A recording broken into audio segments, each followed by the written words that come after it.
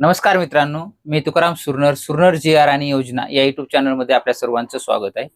आजच्या व्हिडिओमध्ये आपण एक अत्यंत महत्त्वाची माहिती पाहणार आहोत. सद्यस्थितीला जर पाहिलं तर ई पीक पाहणी सुरू आहे आणि ही ई पीक पाहणी संपूर्ण पाहिलं तर प्रत्येक गावाला एक सहाय्यक नेमलेला आहे आणि त्याच्या अंतर्गतच संपूर्ण ई पीक पाहणी ही नोव्हेंबरच्या एंडिंग पर्यंत केली जाणार आहे. तर याच्यामध्येच एक महत्त्वाचा मुद्दा जर पाहिलं तर ज्यांचे कुणाची विहीर असेल, बोरवेल असेल, ते जर त्यांच्या ई पीक पाहणी करत असताना 7/12 त्याची नोंद करायची असेल तर ती विहीर किंवा बोरीची नोंद कशा पद्धतीनं करावी या संदर्भातील सविस्तर माहिती आजच्या व्हिडिओमध्ये आपण पाहण्याचा प्रयत्न करणार आहोत. व्हिडिओ शेवटपर्यंत पहा. स्टेप बाय स्टेप संपूर्ण माहिती सांगितलेली आहे. एकही चूक करू नका. चला तर आजच्या व्हिडिओला सुरुवात करू. त्याच्यासाठी काय करायचं आहे, आपलं जे काही लॉगिन असेल ते लॉगिन आपल्याला करून घ्यायचं आहे. ॲप लॉगिन करून ज्यांची आपल्याला विहीर नोंद करायची आहे त्यांच्यावरती क्लिक करून आपल्याला त्यांच्या क्षेत्रात यायचे. लोकेशन अपडेट करून घ्यायचे. आपण त्याच क्षेत्रात आहोत का करा. नेक्स्टवरती पुढे करा आणि इथं जी काही land utility for non agriculture purpose म्हणजे शेत जमीन व्यतिरिक्त आहे का, इथं जी काय असेल तर आपल्याला इथं येस करायचं आहे. कारण की आपली जी काही जमीन आहे आपल्याला ती विहीर नोंद करायची आहे. इथं अनेक ऑप्शन दिले जातील. त्याच्यामध्ये अकृषित ह्याच्यामध्ये क्षेत्र आहे. आपल्याला इथं काय घ्यायचं आहे तर एक विहीर पड. अनेक प्रकार आहेत. तुमची जी काही आपल्याला विहिरीचं करायचं आहे तर एक विहीर पड यावरती क्लिक करायचं आहे. त्यानंतर मग आपण ज्या क्षेत्रामध्ये आहोत त्या क्षेत्रातील त्या विहिरीचे आपल्याला इथं फोटो घ्यायचे आहेत. पण त्याच्या अगोदर क्षेत्र जी टाकायचं आहे तर क्षेत्र व्यवस्थित टाकायचं आहे. 0.005 म्हणजे अर्धा गुंठा. साधारणतः विहीर जर पाहिलं तर अर्धा गुंठा ते 1 गुंठ्याच्या ह्याच्यामध्ये विहीर असते.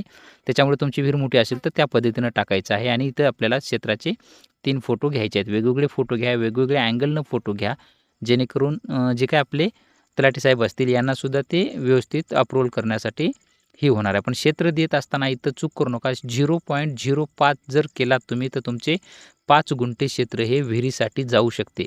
त्याच्यामुळं देत असताना 0.005 असंच करा, म्हणजे तुमचा अर्धा गुंठा होईल. किंवा 1 गुंठा ज्यांना लावायचे त्यांना 0.001 करण्याच्या ऐवजी 0.01 असं करा. त्या ठिकाणी तुमचं 1 गुंठा क्षेत्र हे होईल. त्यानंतर संपूर्ण हे असं झाल्याच्या नंतर आपल्याला परत आपली जी काही पुढची पद्धत होती त्याच्यामध्ये फॉलो, व्हीड्स आणि व्हेकंट नो करायचं आहे. नंतर मग जे काही ऑलरेडी हार्वेस्टर नो करायचं आहे. जे काही आपण आता बाकीच्या पद्धतीनं आपलं सिग्नल घेतो आणि येस करून जे आपली पिकं असतील ते पिकं आपल्याला इथं लावून घ्यायचे आहेत पटापटा. कारण की आपण आता इथं जास्त वेळ घालणार नाही आहेत. आपण हे फास्ट प्रोसेसमध्ये हे करून घेणार आहोत. हे पिकं तुम्हाला ॲड करून घ्यायचे आहे. तुमचं सोयाबीन असेल तर सोयाबीनची करून घ्या. त्यानंतर तुमची जी काही तूर असेल तर तुरीचे सुद्धा तुम्हाला हे अशा पद्धतीनं पुढची प्रोसेस माहीत आहे सर्वांना. हे अशा पद्धतीनं करून घ्यायचं आहे. आणि संपूर्ण करून घेतल्याच्या नंतर आपल्याला जे काही आता पुढचं स्टेप आहे ते आपल्याला करून घ्यायची आहे. तर आपण हे संपूर्ण माहिती भरून घेतलेली आहे. त्यानंतर आपल्याला नेक्स्टवरती क्लिक करायचं आहे.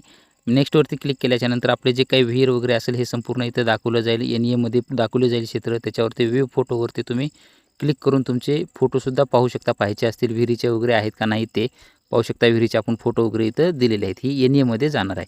त्यानंतर खाली सोयाबीन दिलेलं आहे. त्यानंतर खाली सोयाबीन तूर आहे. नंतर चेकबॉक्स क्लिक करायचा आहे आणि सेव्हवरती आपल्याला क्लिक करायचं आहे. सेव्हवरती क्लिक केल्यानंतर आपली जी काही पीक पाणी आहे आणि विहिरीची नोंद ही कंप्लीट होणार आहे. अशा पद्धतीनं तुम्हाला ही करून घ्यायची आहे का. तर अशा पद्धतीनं संपूर्ण स्टेप बाय स्टेप संपूर्ण आपण माहिती पाहिलेली आहे. अशा पद्धतीनं तुमची विहीर असेल, बोर असेल शेतकऱ्यांची तशा पद्धतीनं तुम्हाला नोंद करून द्यायची आहे. अशा पद्धतीचे हे छोटंसं अपडेट होतं ते आपण देण्याचा प्रयत्न केलेला आहे. भेटूया नवीन माहितीसह नवीन व्हिडिओमध्ये. धन्यवाद.